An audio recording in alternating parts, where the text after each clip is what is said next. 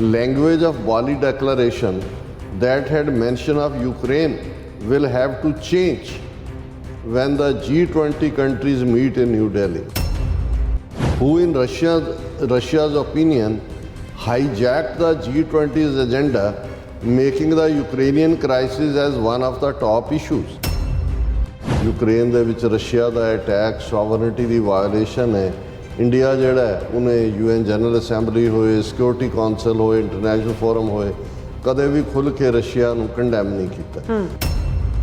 Russia ਦੇ president ਦਾ ਨਾਂ ਆਉਣਾ ਹੀ ਆਪਣੇ ਆਪ ਦੇ ਵਿੱਚ ਇੱਕ ਪਹਿਲਾ ਸੈਟਬੈਕ ਸੀ। ਚਾਈਨੀਜ਼ ਸ਼ੀ ਜਿਨਪਿੰਗ ਦਾ ਵੀ ਜਿਹੜਾ ਨਾਂ ਆਲਮੋਸਟ ਤੈਅ ਹੀ ਹੈ ਵੀ ਉਹਨੇ ਨਹੀਂ ਹੋਣਾ। ਜਿਹੜਾ ਇਹਦੇ ਚੋਂ PR ਕੱਢ ਕੇ ਆਪਣੀ ਬੱਲੇ ਬੱਲੇ ਚਾਹੁੰਦੇ ਸੀ, ਮੈਨੂੰ ਲੱਗਦਾ ਕਿ ਵੀ ਇਹਨਾਂ ਨੇ ਇਸ 'ਚ ਆਪਣੀ ਤੋਏ ਕਰਵਾ ਲੈਣੀ ਹੈ।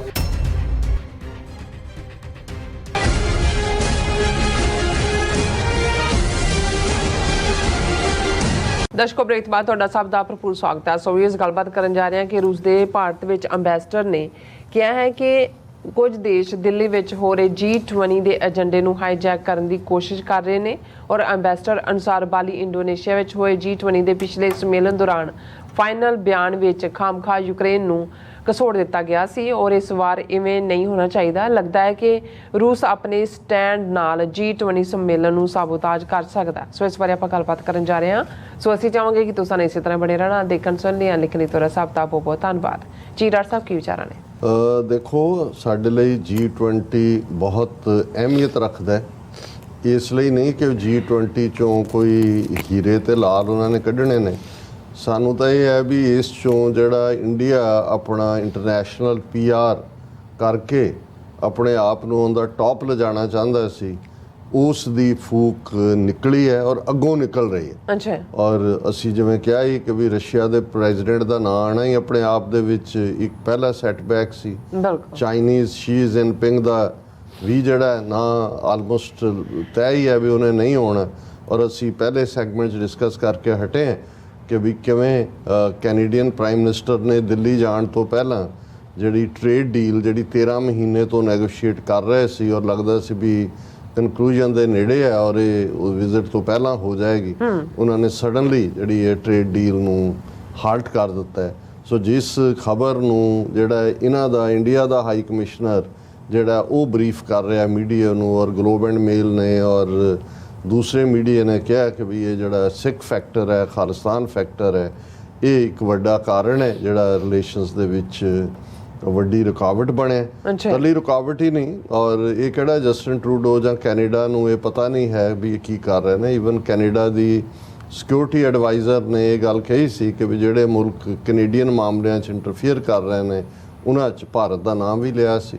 ਔਰ ਉਹਦੇ ਇਸ ਬਿਆਨ ਤੋਂ ਕੁਛ ਦਿਨਾਂ ਬਾਅਦ ਹੀ ਸਰੀ ਦੇ ਗੁਰਦੁਆਰਾ ਸਾਹਿਬ ਕੰਪਲੈਕਸ ਦੇ ਵਿੱਚ ਗੁਰਦੁਆਰਾ ਸਾਹਿਬ ਦੇ ਪ੍ਰੈਜ਼ੀਡੈਂਟ ਔਰ ਜਿਹੜੇ ਖਾਲਿਸਤਾਨ ਰੈਫਰੈਂਡਮ ਦੇ ਜਿਹੜਾ ਕੈਨੇਡਾ ਦੇ ਵਿੱਚ ਥੰਮ ਸਨ, ਹਰਦੀਪ ਸਿੰਘ ਨਿੱਜਰ, ਉਹਨਾਂ ਦਾ ਕੋਲਡ ਬਲੱਡਡ ਮਰਡਰ ਜਿਹੜਾ ਹੈ ਉਹ ਟਾਰਗੇਟ ਕਿਲਿੰਗ ਦੇ ਨਾਲ ਕੀਤਾ ਗਿਆ। ਹੁਣ ਜਦੋਂ ਤਾਂ ਇਹ ਖਬਰ ਸੀ ਕਿ ਜੀ ਪੁਤਿਨ ਨਹੀਂ ਆ ਰਿਹਾ ਔਰ ਉਸ ਨੇ ਇਹ ਕਿਹਾ ਕਿ ਜੀ ਜਿਹੜਾ ਡੈਲੀਗੇਸ਼ਨ ਰਸ਼ੀਆ ਦਾ ਆਏਗਾ ਉਹਦੀ ਅਗਵਾਈ ਉਹਦਾ ਫੋਰਨ ਮਿਨਿਸਟਰ ਕਰੇਗਾ। ਕੁਛ ਨੇ ਇਹ ਵੀ ਸਮਝਿਆ ਜਾਂ ਕਿਹਾ, ਅਸੀਂ ਵੀ ਮੈਂਸ਼ਨ ਕੀਤਾ ਕਿ ਇੰਟਰਨੈਸ਼ਨਲ ਕ੍ਰਿਮੀਨਲ ਕੋਰਟ ਨੇ ਉਹਨੂੰ ਵਾਰ ਕ੍ਰਿਮੀਨਲ ਬਣਾਇਆ ਹੋਇਆ, ਇਸ ਲਈ ਉਹ ਬ੍ਰਿਕਸ ਦੇ ਵਿੱਚ ਵੀ, ਕਿਉਂਕਿ ਸਾਊਥ ਅਫਰੀਕਾ ਵੀ ਸਿਗਨੇਟਰੀ ਹੈ ਤੇ ਜੇ ਮੈਂ ਗਲਤ ਨਾ ਹੋਵਾਂ ਤਾਂ ਸ਼ਾਇਦ ਇੰਡੀਆ ਵੀ ਸਿਗਨੇਟਰੀ ਹੋਏਗਾ ICC ਦਾ, ਉਸ ਕਰਕੇ ਸ਼ਾਇਦ ਨਾ ਹੋਏ। ਲੇਕਿਨ ਅੱਜ ਜਦੋਂ ਉਹਨਾਂ ਦਾ ਰਸ਼ੀਆ ਦਾ ਜਿਹੜਾ ਐਂਬੈਸਡਰ ਹੈ ਨਵੀਂ ਦਿੱਲੀ 'ਚ, ਉਹਦੀ ਸਟੇਟਮੈਂਟ, ਅਦਰਵਾਈਜ਼ ਰਸ਼ੀਆ ਜਦੋਂ ਇੰਡੀਆ ਬਾਰੇ ਗੱਲ ਆਉਂਦੀ ਉਹ ਬਹੁਤ ਪ੍ਰੋਟੈਕਟਿਵ ਹੁੰਦਾ ਔਰ ਇਹੀ ਕਾਰਨ ਹੈ ਜਦੋਂ ਕਸ਼ਮੀਰ ਦੇ ਮੁੱਦੇ 'ਤੇ ਕਿ ਵੀ ਜੰਮੂ ਕਸ਼ਮੀਰ 'ਚ ਰੈਫਰੈਂਡਮ ਹੋਣਾ ਚਾਹੀਦਾ, ਪਲੇਬਸਾਈਟ UN ਸਿਕਿਉਰਿਟੀ ਕੌਂਸਲ ਦੇ ਵਿੱਚ ਰੈਜ਼ੋਲੂਸ਼ਨ ਆਉਂਦਾ ਸੀ, ਜਿਹੜਾ ਇਸ ਦੇ ਉੱਤੇ ਪ੍ਰਪੋਜ਼ਲ ਆਉਂਦੀ ਸੀ, ਉਹ ਤਾਂ ਆਲਰੇਡੀ ਪਾਸ ਕੀਤਾ ਹੋਇਆ 14 ਰੈਜ਼ੋਲੂਸ਼ਨ ਹੈ ਹੀ ਨੇ, ਅਤੇ ਉਸ ਨੂੰ ਪ੍ਰੀਵੀਅਸ ਸੋਵੀਅਤ ਯੂਨੀਅਨ ਹੁਣ ਦਾ ਰਸ਼ੀਆ ਵੀਟੋ ਕਰ ਦਿੰਦਾ ਸੀ। ਹੁਣ ਔਰ ਇਹੀ ਹਾਲ ਇਹਦੇ ਬਾਵਜੂਦ ਕਿ ਵੀ ਯੂਕਰੇਨ ਦੇ ਵਿੱਚ ਰਸ਼ੀਆ ਦਾ ਅਟੈਕ ਸੋਵਰਨਿਟੀ ਦੀ ਵਾਇਓਲੇਸ਼ਨ ਹੈ, ਇੰਡੀਆ ਜਿਹੜਾ ਹੈ ਉਹਨੇ UN ਜਨਰਲ ਅਸੈਂਬਲੀ ਹੋਏ, ਸਿਕਿਉਰਿਟੀ ਕੌਂਸਲ ਹੋਏ, ਇੰਟਰਨੈਸ਼ਨਲ ਫੋਰਮ ਹੋਏ, ਕਦੇ ਵੀ ਖੁੱਲ੍ਹ ਕੇ ਰਸ਼ੀਆ ਨੂੰ ਕੰਡੈਮ ਨਹੀਂ ਕੀਤਾ। ਹੁਣ ਇਸ ਸਭ ਦੇ ਚਲਦਿਆਂ ਜੇ G20 ਨਵੀਂ ਦਿੱਲੀ 'ਚ ਹੋ ਰਿਹਾ ਹੈ, ਭਾਰਤ ਦੀ ਪ੍ਰੈਸਟੀਜ ਤੇ ਇਹ ਉਹ ਮੋਦੀ ਇਸ 'ਚੋਂ ਆਪਣਾ ਜਿਹੜਾ ਉਹ PR ਕੱਢਣਾ ਚਾਹੁੰਦਾ ਤੇ ਆਲਰੇਡੀ ਪੁਤਿਨ ਦਾ ਨਾਂ ਆਉਣਾ ਹੀ ਆਪਣੇ ਆਪ 'ਚ ਕਾਫੀ ਸੀ ਕਿ ਵੀ ਉਹਨੇ ਡਿਸਟੈਂਸ ਕੀਤਾ। ਲੇਕਿਨ ਜਿਸ ਅੰਦਾਜ਼ ਦੇ ਵਿੱਚ ਉਹਨਾਂ ਦੇ ਐਂਬੈਸਡਰ ਮਿਸਟਰ ਡੈਨਿਸ ਐਲੀਪੋਵ ਉਹਨਾਂ ਨੇ ਸਟੇਟਮੈਂਟ ਦਿੱਤੀ ਹੈ, ਉਸ ਤੋਂ ਇਹ ਲੱਗਦਾ ਹੈ ਕਿ ਵੀ ਇਹ ਈਵਨ ਜਦੋਂ ਤੱਕ ਇਹ G20 ਮੁੱਕੇਗਾ ਕੋਈ ਜਿਹੜਾ ਫਾਈਨਲ ਸਟੇਟਮੈਂਟ ਜਿਹੜੀ ਹੈ ਉਹ ਜਾਰੀ ਨਹੀਂ ਹੋ ਸਕੇਗੀ ਜਿਹਦੇ 'ਚ ਕਿ ਯੂਕਰੇਨ ਦਾ ਨਾਂ ਹੋਵੇ, ਕਿਉਂਕਿ ਬਾਲੀ ਜਿੱਥੇ ਹੋਇਆ ਉੱਥੇ ਤਾਂ ਮੈਂਸ਼ਨ ਹੋ ਗਿਆ ਸੀ। ਹੁਣ ਇਹਨਾਂ ਦੀ ਨਿਊਜ਼ ਏਜੰਸੀ ਦੀ ਖਬਰ ਹੈ some countries are trying to hijack G20 agenda says Russia। ये बड़ी strong statement है। Usually Russia protective and उन्हें Russian ambassador Denis Aripov says language of Bali declaration that had mention of Ukraine will have to change when the G20 countries meet in New Delhi। उन्हें कहा जी हुण ਬਾਲੀ ਵਾਲੀ ਗਲਤੀ ਅਸੀਂ ਨਹੀਂ ਦੁਹਰਾਉਣ ਦੇਣੀ, ਇਹ ਬਦਲਣੀ ਪਏਗੀ ਜੋ ਯੂਕਰੇਨ ਬਾਰੇ ਕਿਹਾ। ਔਰ ਉਹਦੇ 'ਚ ਉਹਦੀ ਜਿਹੜਾ ਕੋਟ ਅਨਕੋਟ ਹੈ ਉਹਨੇ ਕਿਹਾ unfortunately Indian presidency in G20 has experienced very strong pressure from some countries, ज़ाहिर है अमेरिका और Europe, who in Russia's opinion hijacked the G20's agenda, making the Ukrainian crisis as one of the top issues। ਉਹਨੇ ਕਿਹਾ ਜੀ India ਦੇ pressure ਥੱਲੇ India 'ਤੇ pressure ਪਾ ਕੇ ਜਿਹੜੀਆਂ ਕੰਟਰੀਜ਼ ਨੇ ਉਹ G20 ਦੇ ਏਜੰਡੇ ਨੂੰ ਹਾਈਜੈਕ ਕਰ ਰਹੀਆਂ ਨੇ। G20 should focus on economic issues and finance, but since last year it was decided by some members of the group to discuss political issues within the G20, something that we do not accept। ਇਹ ਬਹੁਤ strong statement ਕਿ ਵੀ ਅਸੀਂ ਇਸ ਨੂੰ ਬਿਲਕੁਲ ਮੰਨਣ ਲਈ ਤਿਆਰ ਨਹੀਂ ਹਾਂ। ਉਹ ਬਾਲੀ ਤਾਂ ਜੋ ਹੋ ਗਿਆ ਹੁਣ ਅਸੀਂ ਇਹਨੂੰ ਨਹੀਂ ਹੋਣ ਦੇਵਾਂਗੇ। If there is no consensus on something then the items without consensus should be removed, taking into account that political issues have never been discussed in G20। ਕਿ ਜੇ ਨਹੀਂ ਹੈ ਸਭ ਦੀ ਕੰਸੈਂਸਸ, ਕਿਵੇਂ ਯੂਕਰੇਨ ਤੇ ਰਸ਼ੀਆ ਦੀ ਕਿਵੇਂ ਕੰਸੈਂਸਸ ਹੋਏਗੀ ਜੀ, ਉਹ ਤਾਂ ਹਮਲਾਵਰ ਹੈ। ਇਹਦਾ ਮਤਲਬ ਇਹ ਹੈ ਕਿ ਵੀ ਇਹ ਆਲਰੇਡੀ ਇਹ ਜਿਹੜਾ ਇਹਦੇ ਚੋਂ PR ਕੱਢ ਕੇ ਆਪਣੀ ਬੱਲੇ ਬੱਲੇ ਚਾਹੁੰਦੇ ਸੀ, ਮੈਨੂੰ ਲੱਗਦਾ ਕਿ ਵੀ ਇਹਨਾਂ ਨੇ ਇਸ 'ਚ ਆਪਣੀ ਤੋਏ ਕਰਵਾ ਲੈਣੀ ਹੈ। ਹਾਲਾਂਕਿ ਇੰਟਰਨੈਸ਼ਨਲੀ ਰਸ਼ੀਆ ਦੇ ਉੱਤੇ ਜਿਹੜਾ ਇਸ਼ੂ ਹੈ ਅਸੀਂ ਦੇਖਦੇ ਹਾਂ ਵੀ ਕੱਲਾ ਇੰਡੀਆ ਦੇ ਉੱਤੇ ਜਿਹੜਾ ਉਹ ਇਹੀ ਦਬਾਅ ਨਹੀਂ ਹੈ ਜੋ ਜਿਵੇਂ ਕੈਨੇਡਾ ਨੇ ਟ੍ਰੇਡ ਡੀਲ ਕੈਂਸਲ ਕੀਤੀ। ਹੁਣ ਜਿਹੜਾ ਯੂਰਪੀਅਨ ਯੂਨੀਅਨ ਨੇ, ਯੂਰਪੀਅਨ ਪਾਰਲੀਮੈਂਟ ਨੇ ਮਨੀਪੁਰ ਦੇ ਉੱਤੇ ਰੈਜ਼ੋਲੂਸ਼ਨ ਕੀਤਾ ਸੀ ਔਰ ਉਹਦੀ ਕਾਪੀ ਸਾਨੂੰ ਯਵਾਰ ਸ਼ਾਹ ਸਾਹਿਬ ਨੇ ਅੱਜ ਹੀ ਭੇਜੀ ਹੈ ਕੱਲਾ ਇਹ। ਔਰ ਮੈਂ ਜਦੋਂ ਇਹ ਰੈਜ਼ੋਲੂਸ਼ਨ ਦੇਖਿਆ ਜਿਹੜਾ ਉਹਨਾਂ ਨੇ ਪਾਸ ਕੀਤਾ ਹੈ, motion for a resolution on India the situation in Manipur. ਹੁਣ ਜਦੋਂ ਤੁਸੀਂ ਯੂਰਪੀਅਨ ਪਾਰਲੀਮੈਂਟ ਦੇ ਹਵਾਲੇ ਨਾਲ ਦੇਖਦੇ ਹੋ, ਫਿਰ ਪਿਊ ਸਟੱਡੀ ਵੱਲੋਂ ਯੂਰਪੀਅਨ ਕੰਟਰੀਜ਼ ਜਿਵੇਂ ਇੰਡੀਆ ਨੂੰ ਦੇਖਿਆ ਜਾ ਰਿਹਾ ਹੈ ਤੇ ਇਹਦੀ ਜਿਹੜੀ ਰੈਜ਼ੋਲੂਸ਼ਨ ਦੀ ਵਰਡਿੰਗ ਹੈ ਉਹ ਕਾਫੀ ਸਟਰੋਂਗ ਵਰਡਿੰਗ ਹੈ। ਔਰ ਇਹ ਉਹਨਾਂ ਨੇ ਇਹ ਕਿਹਾ ਕਿ ਵੀ ਇਹ ਰੂਲ 144 ਦੇ ਥੱਲੇ ਰੂਲਸ ਆਫ ਪ੍ਰੋਸੀਜਰ ਨੂੰ ਲਿਆਂਦਾ ਗਿਆ।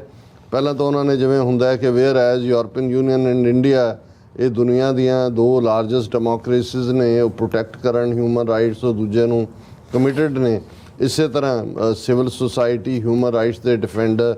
ਔਰ ਇਹ ਜਿਹੜਾ whereas in October 2020 the UN High Commissioner for Human Rights appealed to India to safeguard the rights of human rights defenders, raising concerns over shrinking space for civil society, detentions and harassment of those exercising their legitimate rights and the use of laws to stifle dissent। ਇਹ ਸਾਰੀਆਂ ਗੱਲਾਂ ਜਿਹੜੀਆਂ ਨੇ already ਫਿਰ ਉਹਨਾਂ ਨੇ ਮਨੀਪੁਰ ਦੇ ਉੱਤੇ whereas violence in India's Manipur state has erupted along ethnic and religious lines between mainly Hindu Maitai community and Christian Kuki tribe, leading to a cycle of violence with over 100 killed, 40,000 displaced and destruction of property and churches। ਫਿਰ ਇਹ ਸਾਰੇ ਦੇ ਉੱਤੇ ਹੀ ਉਹਨਾਂ ਨੇ India ਨੂੰ ਕਾਫੀ ਜਿਹੜਾ ਲਿਆ ਔਰ ਉਹਦੇ 'ਚ ਉਹਨਾਂ ਨੇ ਉਹਨੂੰ ਵਾਰਨ ਕੀਤਾ, call on the European Union to place human rights and democratic values at the heart of its engagement with India and jointly develop a strategy to address human rights issues, particularly those concerning ethnic and religious minorities and freedom of religion। ਇਹ ਪੂਰਾ direct ਕੀਤਾ ਵੀ India ਦੇ ਉੱਤੇ ਅੱਖ ਰੱਖੋ। Recalls the need for a regular European Union India human right dialogue. European Union India ਨੂੰ engage ਕਰੇ human right dialog ਦੇ ਉੱਤੇ ਹਾਈਐਸਟ ਲੈਵਲ ਦੇ ਉੱਤੇ। Establishing firm criteria and benchmarks for progress. Request that the European parliament is regularly informed of progress. ਕਿ ਬਈ ਉਹਨਾਂ ਨੂੰ ਭਾਰਤ ਨੂੰ ਇਹ ਕਿਹਾ ਜਾਏ ਵੀ ਉਹ ਲਗਾਤਾਰਤਾ ਦੇ ਨਾਲ ਜਿਹੜਾ ਉਹ ਦੱਸਣ ਕਿ ਵੀ ਜੋ ਉਹਨਾਂ ਦੇ ਨਾਲ ਡਾਇਲੋਗ ਜਾਂ ਜੋ ਕੰਸਰਨ ਨੇ ਉਹਨਾਂ ਦੇ ਉੱਤੇ ਕੀ ਚੱਲ ਰਿਹਾ। ਔਰ ਆਲਰੇਡੀ ਈਵਨ ਜੱਗੀ ਜੌਲ ਦੇ ਮਾਮਲੇ 'ਚ ਵੀ ਜਿਹੜੇ ਉਹਨਾਂ ਦੇ ਸਕਾਟਿਸ਼ ਪਾਰਲੀਮੈਂਟ ਮੈਂਬਰ ਨੇ ਉਹਨਾਂ ਨੇ ਰਿਸ਼ੀ ਸੁਨਕ ਨੂੰ ਕਿਹਾ ਵੀ ਤੂੰ ਦਿੱਲੀ ਚੱਲਿਆ ਔਰ ਇਹ 5 ਸਾਲ ਲਗਭਗ ਹੋ ਗਏ ਨੇ ਉਹਨੂੰ ਜਿਹੜਾ ਇਲੀਗਲੀ ਰੱਖਿਆ ਹੋਇਆ ਉਹਨੂੰ ਛੁਡਾ ਕੇ ਲਿਆ। ਔਰ ਇਸ ਦੇ ਨਾਲ ਅਸੀਂ ਇਹ ਦੇਖ ਰਹੇ ਹਾਂ ਵੀ ਇੰਡੀਆ ਦੇ ਈਵਨ ਗੁਆਂਢ ਦੇ ਵਿੱਚ ਵੀ ਆਲਰੇਡੀ ਜੋ ਇਹਨਾਂ ਦੀ ਰਿਲੇਸ਼ਨਸ਼ਿਪ ਚੱਲ ਰਹੀ ਹੈ। ਭੂਟਾਨ ਵੀ ਚੀਨ ਦੇ ਦਾਇਰੇ 'ਚ ਔਰ ਕੱਲ੍ਹ ਬੜੇ ਦਮਖਮ ਦੇ ਨਾਲ ਇਹਨਾਂ ਦੀ ਖਬਰ ਲੱਗੀ ਸੀ ਕਿ ਇੰਡੀਆ ਦਾ ਸਪੈਸ਼ਲ ਜਿਹੜਾ ਇੱਕ ਨੇਵਲ ਸ਼ਿਪ ਹੈ INS ਦਿੱਲੀ ਇਹ ਉੱਥੇ ਲੱਗ ਰਿਹਾ ਹੈ ਔਰ ਜਿਹੜਾ ਉਹ ਸ਼੍ਰੀਲੰਕਾ ਦੀ ਉਸ ਬੰਦਰਗਾਹ 'ਤੇ। ਔਰ ਰਾਜਨਾਥ ਸਿੰਘ ਜਿਹੜਾ ਉਹ ਜਾਏਗਾ ਰਿਸੀਵ ਕਰੇਗਾ ਔਰ ਉਹਨੂੰ ਜਿਹੜਾ ਸਟੇਟ ਵਿਜ਼ਿਟ 'ਤੇ ਅੱਜ ਖਬਰ ਆ ਗਈ Rajnath Singh cancels 2 day visit to Sri Lanka. ਔਰ ਉਹਨਾਂ ਨੂੰ ਜਦੋਂ ਪੁੱਛਿਆ ਗਿਆ ਕਿ ਜੀ ਸਵੇਰੇ ਅਨਾਊਂਸ ਕੀਤਾ ਵੀ ਰਾਜਨਾਥ ਸਿੰਘ ਜਾ ਰਿਹਾ ਹੈ ਔਰ ਉੱਥੇ ਜਾ ਕੇ ਉਹ ਜਿਹੜਾ ਅਰਲੀਅਰ ਅਨਾਊਂਸ ਕਿ ਉਹਨਾਂ ਨੇ ਕਿਹਾ ਜੀ due to unavoidable circumstances coinciding with the visit INS Delhi India navy's first indigenously designed and built guided missile destroyer arrived at Colombo on September 1। ਅੱਜ ਉਹਨਾਂ ਦੀ ਜਿਹੜੀ ਜਿਹਨੂੰ ਇਹ ਮਿਸਾਈਲ ਡਿਸਟਰੋਇਰ ਕਹਿੰਦੇ ਨੇ ਉਹਨੇ ਆਉਣਾ ਸੀ। ਰਾਜਨਾਥ ਸਿੰਘ ਇੰਡੀਆ ਦੇ ਡਿਫੈਂਸ ਮਿਨਿਸਟਰ ਨੇ ਉੱਥੇ ਹੋਣਾ ਸੀ। ਫਿਰ ਉਹਨਾਂ ਕਿਹਾ ਜੀ due to unavoidable circumstances the visit of ਰੱਖਿਆ ਮੰਤਰੀ Rajnath Singh to Sri Lanka stands deferred to a later date. ਔਰ ਇਹ ਹੁਣ ਇਸ ਤੋਂ ਮੈਨੂੰ ਇਹ ਲੱਗਦਾ ਕਿ ਵੀ ਇਹ ਵੀ ਚੀਨ ਨੇ ਜਿਹੜਾ ਲੰਕਾ ਨੂੰ ਥੋੜ੍ਹੀ ਜਿਹੀ ਬਾਂਹ ਮਰੋੜੀ ਹੋਣੀ ਹੈ ਔਰ ਇਹ ਵੀ ਇਹਨਾਂ ਦੇ ਮੂੰਹ ਦੇ ਉੱਤੇ ਸਲੈਪ ਹੈ। ਜਦੋਂ ਅਸੀਂ ਦੇਖ ਰਹੇ ਹਾਂ ਵੀ ਕਿਉਂਕਿ ਇੱਕ ਸਾਈਡ ਉਹ ਦਿਖਾਈ ਜਾਂਦੀ ਹੈ ਜਿਨ੍ਹਾਂ ਨੇ ਬੱਲੇ ਬੱਲੇ ਕਰਨੀ ਹੈ ਪਰ ਇਹ ਜਿਹੜੀਆਂ ਡਿਵੈਲਪਮੈਂਟ ਚੱਲ ਰਹੀਆਂ ਹੁੰਦੀਆਂ ਨੇ ਇਹ ਬਾਅਦ 'ਚ ਜਦੋਂ ਡੀਕਲਾਸੀਫਾਈ ਹੁੰਦੀ ਹੈ ਜਾਣਕਾਰੀ ਜਾਂ ਜਿਹੜੇ ਤਾਂ ਡਿਪਲੋਮੈਟਿਕ ਅੱਖ ਰੱਖਦੇ ਨੇ ਉਹ ਦੇਖ ਰਹੇ ਹੁੰਦੇ ਨੇ ਵੀ ਕਿੱਥੇ ਕੀ ਚੱਲ ਰਿਹਾ। ਸੋ ਇਹਨਾਂ ਦਾ ਆਲਰੇਡੀ ਜਿਹੜਾ ਹੈ ਉਹ ਜਲੂਸ ਨਿਕਲ ਰਿਹਾ ਸਾਰੇ ਪਾਸਿਓਂ। ਐਨ ਮੌਕੇ 'ਤੇ ਸਵੇਰੇ ਅਨਾਊਂਸ ਕਰਦੇ ਨੇ ਵੀ ਜਾਣਾ ਔਰ ਸ਼ਾਮ ਨੂੰ ਕਹਿੰਦੇ ਨੇ ਜੀ ਡਿਊ ਟੂ ਅਨਅਵੋਇਡੇਬਲ ਸਰਕਮਸਟਾਂਸ। ਅਨਅਵੋਇਡੇਬਲ ਇਹਨਾਂ ਵੱਲੋਂ ਤਾਂ ਕੋਈ ਨਹੀਂ ਨਾ। ਸ਼੍ਰੀਲੰਕਾ ਨੇ ਕਿਹਾ ਹੋਣਾ ਕਿ ਵੀ ਰੁਕੋ ਜਿਵੇਂ ਕੈਨੇਡਾ ਨੇ ਕਿਹਾ ਵੀ ਰੁਕੋ ਅਜੇ ਕੋਈ ਟ੍ਰੇਡ ਨੈਗੋਸ਼ੀਏਸ਼ਨ ਨਹੀਂ। ਜੀ ਡਾਕਟਰ ਸਾਹਿਬ ਤੁਹਾਡਾ ਬਹੁਤ ਬਹੁਤ ਧੰਨਵਾਦ। ਸੋ ਅਥਲੈਨ ਬ੍ਰੇਕ ਫਿਓਰਸ ਤੁਸੀਂ ਇਸੇ ਤਰ੍ਹਾਂ ਬਣੇ ਰਹਿਣਾ। ਮਿਲਦੇ ਹਾਂ ਆਫਟਰ ਦਿਸ ਸ਼ਾਰਟ ਬ੍ਰੇਕ।